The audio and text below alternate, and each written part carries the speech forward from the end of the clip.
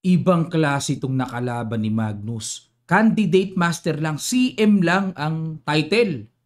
Pero dito siya pinaka nahirapan sa kanyang Title Tuesday. Kamakailan lang, nakaraang araw lang. At championship na naman si Niman against Indian Grandmaster Pranav. Talagang si Niman.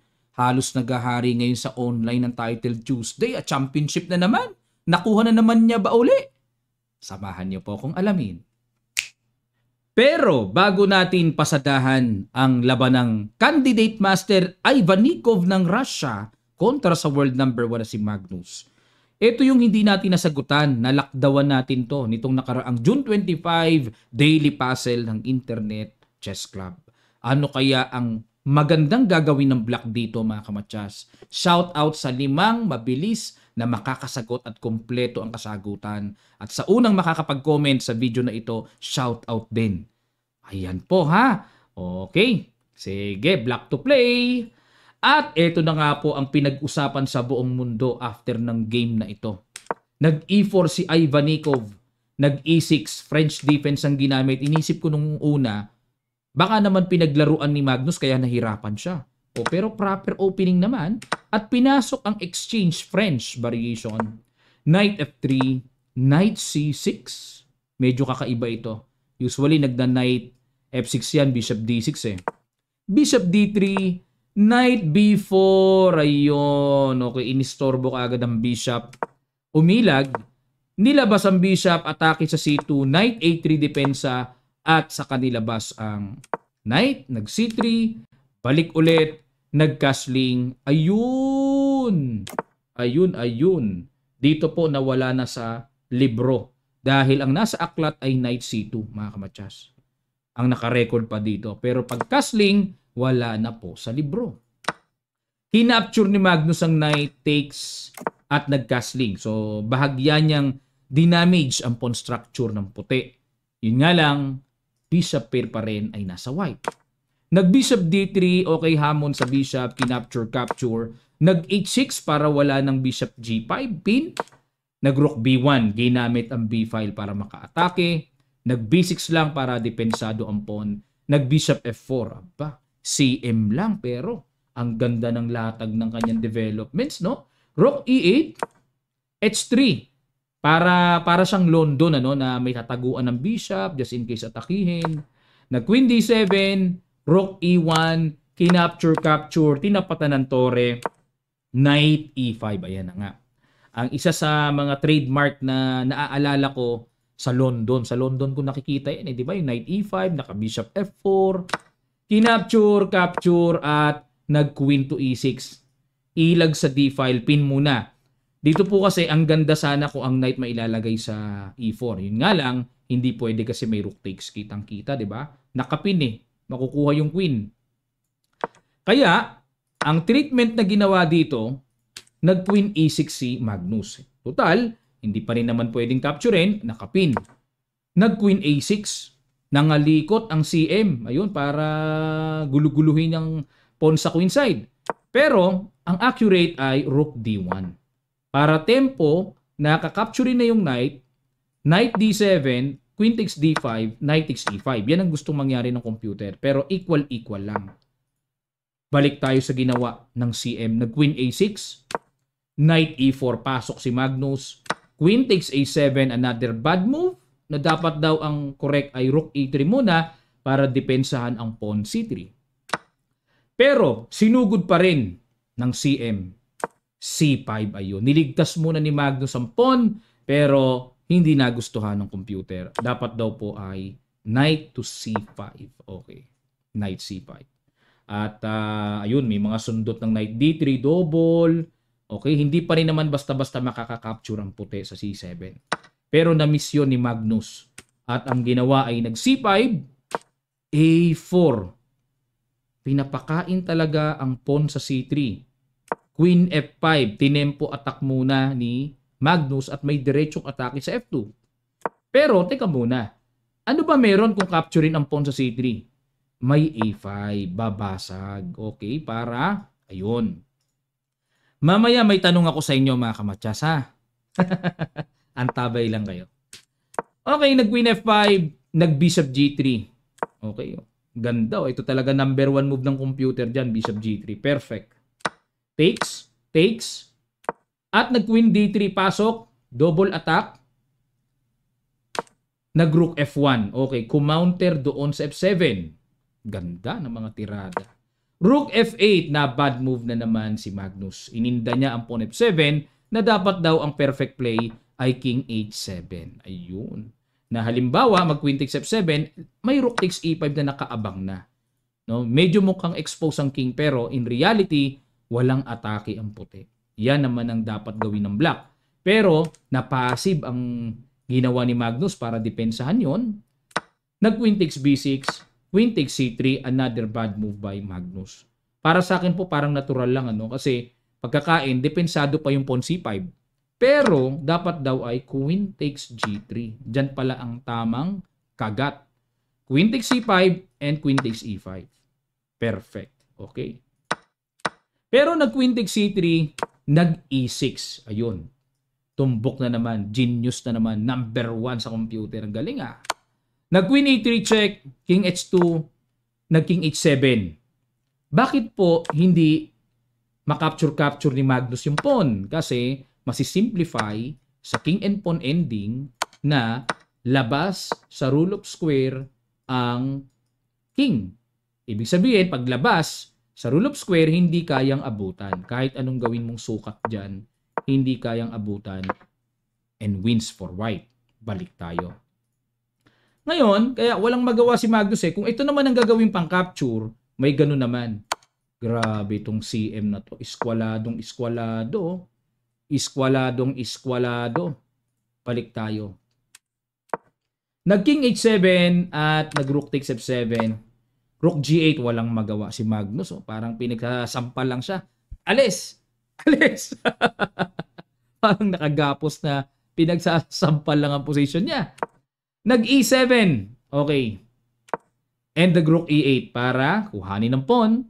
Nag-queen D8. Wow! Grabe, very strong talaga. Rook takes D8, capture, D4, and the queen to F6. Talagang totally gapos na gapos.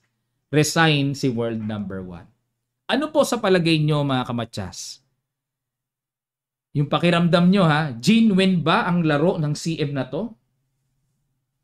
Talaga bang ang ganda or perfect ba talaga ang kanyang kalakasan? Ang kanya pong accuracy ay 92 and si Magnus naman ay 79.7. Naalala ko kasi after ng Title Tuesday, nag-post na naman si Kramnik na ang dami raw cheater sa Title Tuesday. Ano bang tawag niya doon? It's cheating Title Tuesday time, parang ganon. Basta may post siya sa sa Twitter. Ayan, sa tweet. Nag-Twitter siya. Ayun, mga kamatsas. Ano sa pakiramdam nyo? Feeling nyo ba ito ay may ginawang kababalaghan? Or genuine talaga, tinamaan lang talaga si Magnus? At ito ang kaisa-isang talo ni Magnus sa lahat ng nakalaban niya sa early edition ng Title Tuesday.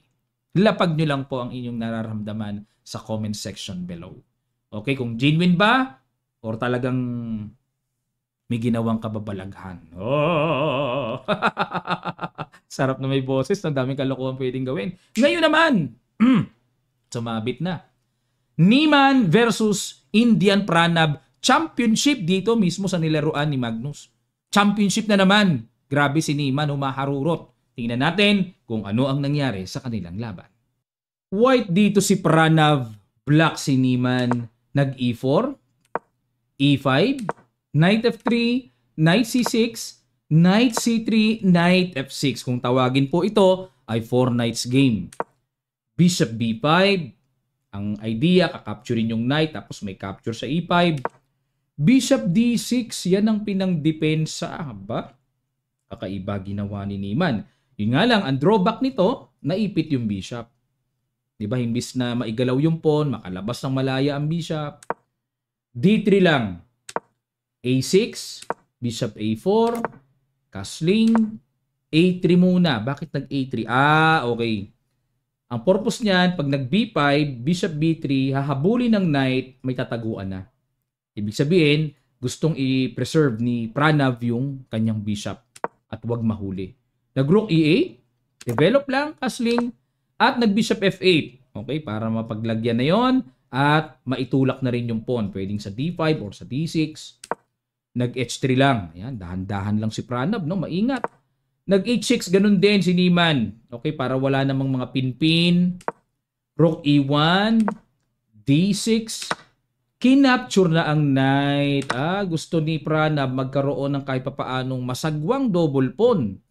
Pero mga kamatsas, ang old lines ay knight D5 at knight E2. Yan ang mga nagawa na sa position na to. Bago ito. Novelty, wala sa libro.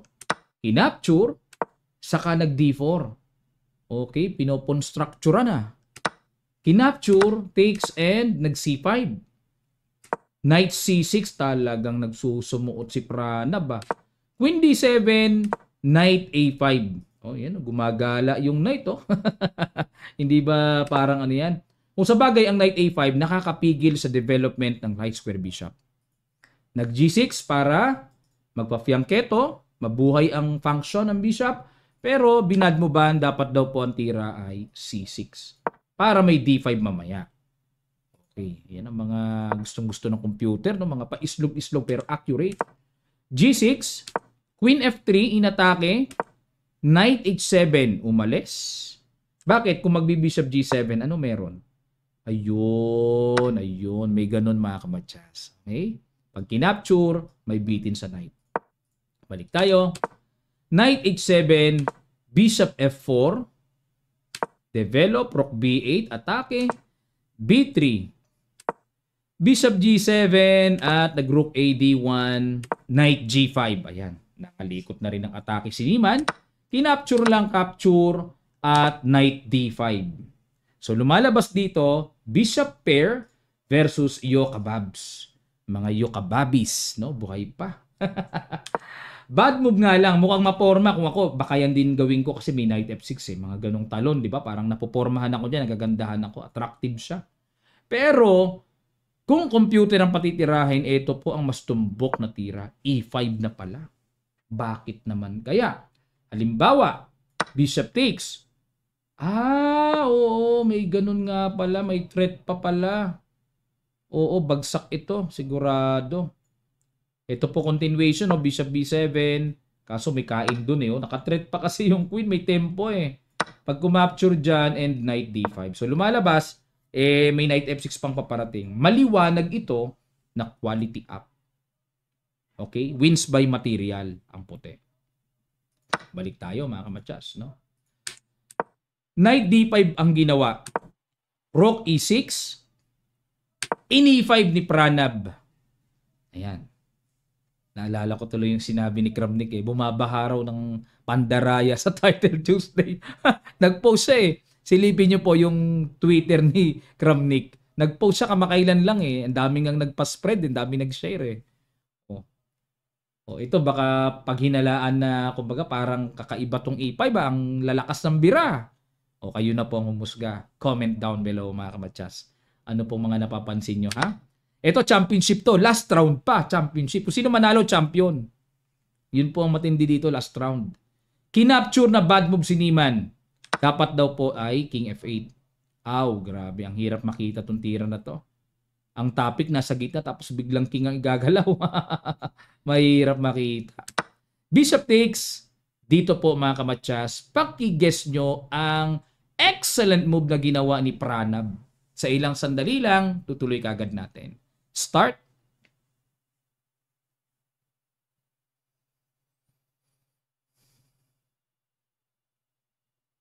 Maraming salamat mga kamatsas. Boom! Knight C6. Excellent move.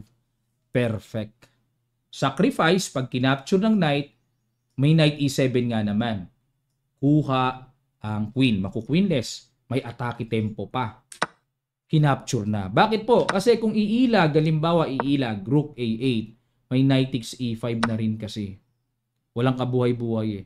Rook takes Knight F6, kuha queen and wins. Pag kinapture yan, Knight F6 pa rin. Tama ba? Capture. Pag kinuha to kasi may threat pa yung tore, no? Knight F6 pa rin. Pag sinabayan ng capture, huwag munang capturein yung queen. Dito muna. Para pag alis ng queen, anytime naman may rook D8, may pamatsas. So it's a matter of queenless or mate pa rin ang lagay ng sitwasyon ng black dito. Okay. Kaya kinapture na ni Niemann. Wala siya magawa. Na-imagine ko siya, mukhang nakasimangot na dito. Okay, capture, queen takes, bishop F5, at hinataw lang po ng boom. Pag kinapture, may bitin sa tore. Yan. At, sa madaling sabi, ito po ang standing. Not bad for the Warriors. Kasi po, second pa rin naman si Niemann. Tied sila ni Magnus. Pareho silang, isa lang ang tumalo. Ayun. Pero baka itong dalawang to, naghihinala pa sa mga tumalo sa kanila eh, no? O, Pranav, 10 points. 2 tabla lamang po ang nabawas out of 11 rounds. Silver si Niemann, third si Magnus. Ba, lagi nakakalamang si Niemann kay Magnus ngayon. Nakakalata na ako, ha? Sumali ba dito si Wesley? Wesley, so hindi sumasali gano'n si Wesley dito. Nakamura sumali pang number 14 lang in a score of 8.5 points. Ayan po mga kamatsas, ano pong masasabi nyo? I-connect natin yung sinabi ni Kramnik na bumabaha daw ng cheater sa Title Tuesday. Ang problema naman, anong katunayan? Ano ebidensya? At bakit hindi nadidetect ng chess.com ang mga cheating ways na ginagawa? Dapat nadidetect yan kung meron man. Iyan ang malaking katanungan at kahiwagaan. Lapag nyo lang po sa comment section below mga kamatsas ang inyong mga saloobin. Okay? Sharing lang po of thoughts, wag lang tayo mag-aaway. Okay? Muli po pinag-iimbita ko ang darating na sa Sunday, ang aking Kamatsas Super Supporters. Tuloy-tuloy po ang ating live session, training, Accelerated Dragon ang tinuturo ko doon. Maki-join na po kayo mga kamatsas. Ang details ay nasa comments, nasa description below. Sa mga gusto pong mag-rigid training sa opening, talagang doon nyo lang makikita ang katuruan, ang pag-aaral sa Hyper Accelerated Dragon na paborito ni Coach. Exclusive po yon sa mga magre-register. Kung gusto nyo lang ma-extend ang inyong kakayahan sa opening, panlaban sa E4, panlaban sa D4, go na po kayo mga kamatsas. Hindi po kayo magsisisi. Click the details bago kayo mag-register para mabasa nyong lahat. Maraming salamat. Magkita-kita pa tayo sa mga susunod pang chess updates.